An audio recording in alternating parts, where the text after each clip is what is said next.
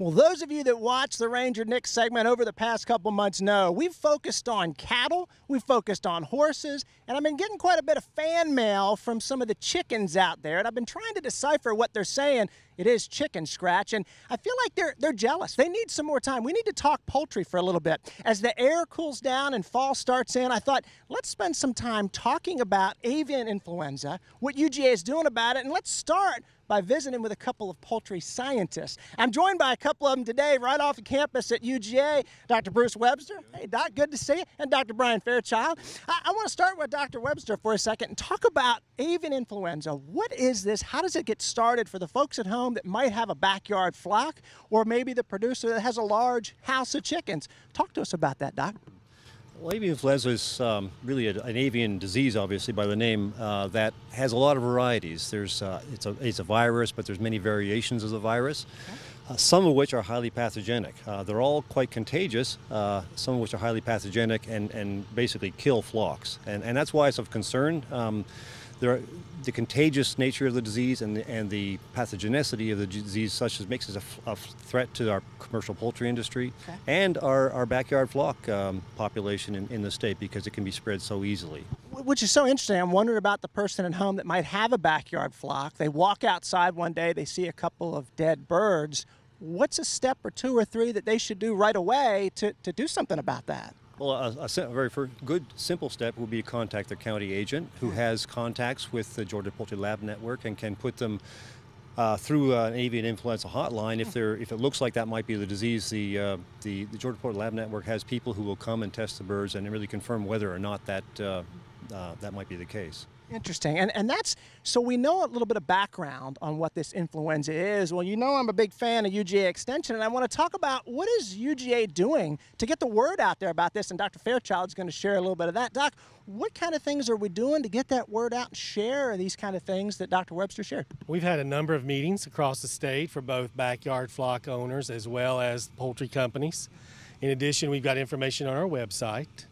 But basically what we're trying to do is disseminate information and encourage people to just increase their biosecurity. Be careful, because odds are the way this is going to come in is through some kind of wild birds flying over the property, maybe shedding the virus. The birds may pick it up, your backyard flock, or pick it up on your shoes or your clothing, and you walk into that area where the birds are, and you could bring that virus and introduce it to the birds. So we're saying biosecurity.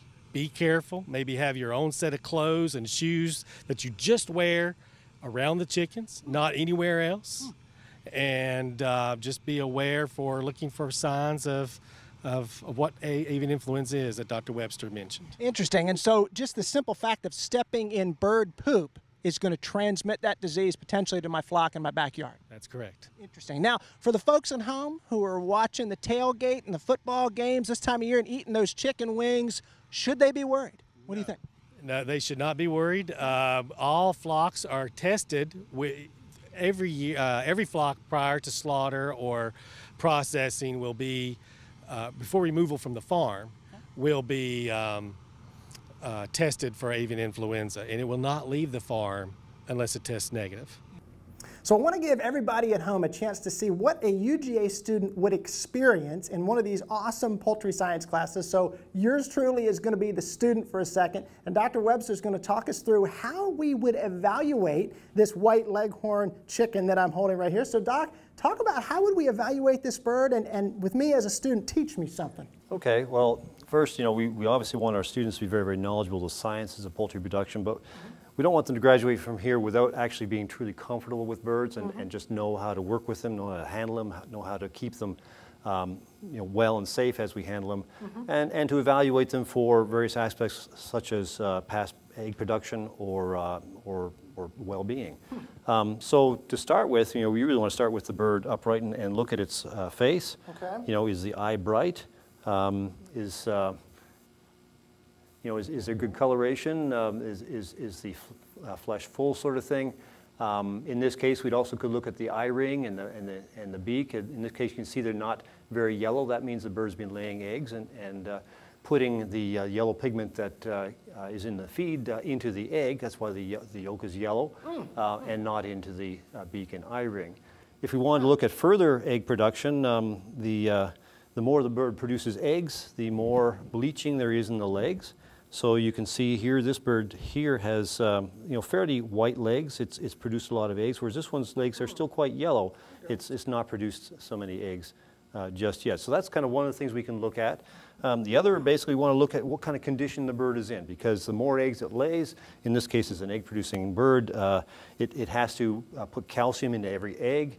There can be some risk for the bones. If it doesn't get enough calcium in its feed, then the bones may suffer, the bird may get osteoporosis, and that can show up in terms of the keel maybe not basically deforming or not being as firm as it should be. So we can actually feel the keel here and feel it is straight, and this one is actually quite straight and quite firm. So this bird's in good condition. It's been well fed. There hasn't been any problems in the bird's management in terms of the feed and nutrition of the bird, and we can be confident that the flock it came from is in good shape. So that's great, and I can feel that little keel on my hand right now. Dr. Webster and Dr. Fairchild, who's not on screen with us right now, I want to thank both of those guys for hanging out with me today. What a cool thing. I get to become a student and learn about this little lady right here. Well, y'all at home know what to do. You check us out on Facebook, like the Georgia Farm Monitor Facebook page, slide on over to the Ranger Nick Facebook page, and we can communicate that way.